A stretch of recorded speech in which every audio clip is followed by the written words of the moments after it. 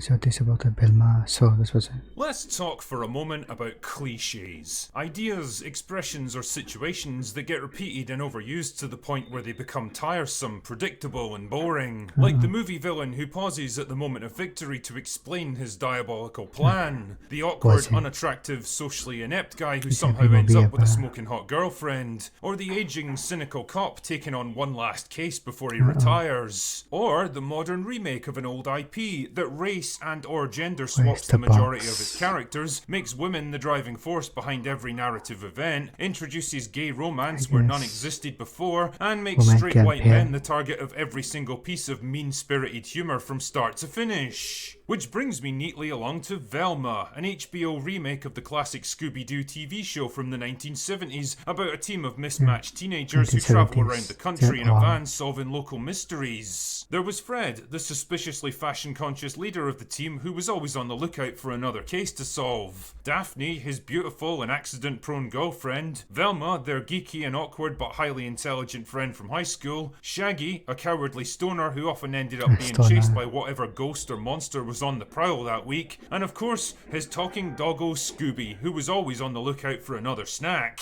Yeah, don't think too much about it, just go along with it. It was a show that I could best describe as light-hearted, campy and well-meaning fun, with a neat and surprisingly wholesome message about the value of friendship, people from different backgrounds working together, and the importance of logical thinking and looking beyond the obvious to see the truth of a situation. Now, allow me to transport you into the horrifying nightmare that is modern entertainment, with the release of Velma, a kind of high school drama and theoretical comedy about the origins of the mystery team, and if you look closely, you may notice a few subtle differences from the original show. Like the fact that Velma is now an acid-tongued, race-swapped lesbian. Daphne is now a bitchy mean girl and half-Asian drug dealer living with her two mums.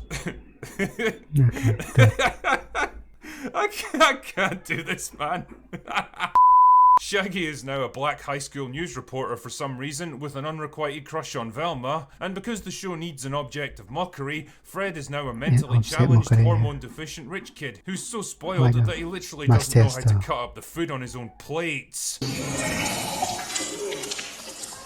Oh my god, I feel like I'm having some kind of existential crisis here. I mean, This is real. This is a thing which actually got made. Someone wrote all of this stuff down, people edited and refined it, a big room full of experienced executives greenlit it, and whole teams of voice actors and animators and video editors helped to turn it into reality. Millions of dollars were spent on this professional production that people genuinely believed was going to be a worthwhile artistic endeavour. Honestly, I thought She-Hulk represented the creative nadir of modern entertainment, but if Velma's taught me anything at all, it's that no matter how far we may sink as a culture, there's always some horrifying new low that we can descend into. I think Velma may actually be one of the most repulsive, creatively bankrupt, nasty, mean-spirited, and reprehensibly terrible things I've ever watched in my entire life. The basic narrative, and I stress the word basic here, is that a string of gruesome murders in the local high school draws the attention of Velma Dinkley, a geeky and unpopular teenager who finds herself as the prime suspect. Velma's still haunted by the disappearance of her mum years earlier, but eventually resolves to start investigating, with occasional help from her former friend Daphne and local soy boy Shaggy.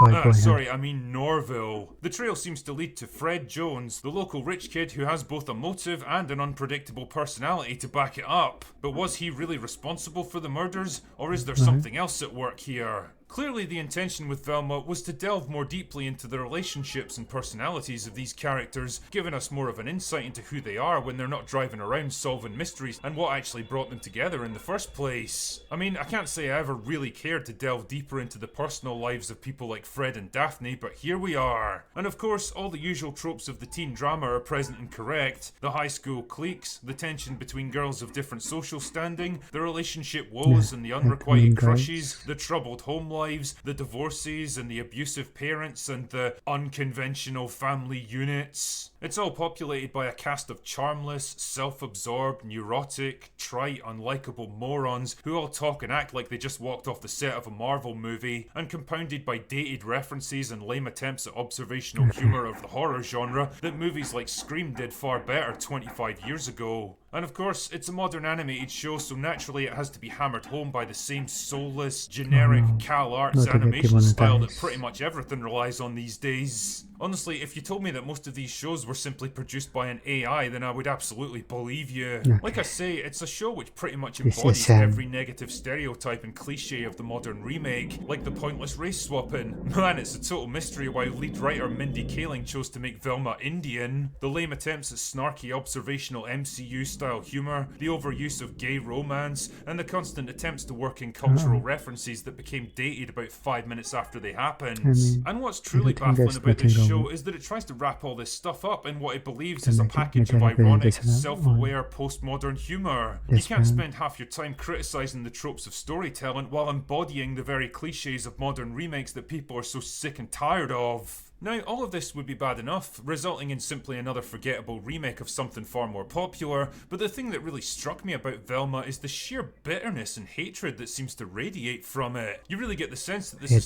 some kind of emotional colonic irrigation for the writers, like you're witnessing a whole lifetime's worth of petty resentments, jealousy, personal grudges, and bitter regrets being vomited up onto the screen in front of you. I don't know if they had a really tough time in high school or something, but I can't shake the feeling that the whole thing is some kind of coping session against anyone who was more rich, more successful, more popular, or more attractive than them. Either way, the attempted humour in Velma just comes across as hateful and nasty instead of funny and insightful. And man, what a weird target for something like this. Like I say, the original Scooby-Doo had a pretty wholesome message about a group of friends from different backgrounds learning to work together to overcome challenges. They each had their own strengths and weaknesses, and no one member of the Used to group watch could this solve the when I mystery was a by kid. themselves. It taught kids that every individual long has time ago. value, that you shouldn't judge a person's worth based on superficial characteristics. But of course, this being a modern remake produced by professional victims with ingrained grievances, the diverse female main character has to be the singular genius who triumphs against the odds, and everyone else just kind of orbits around her, entranced by her all-conquering awesomeness. And of course, the rich white guy is always on hand to be the butt of every single joke.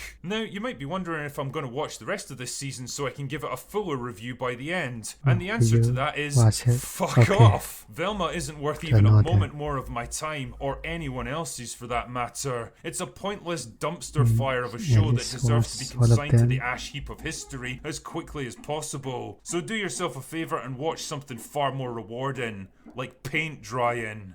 Anyway, that's all I've got for today. Paint drying. Go away now!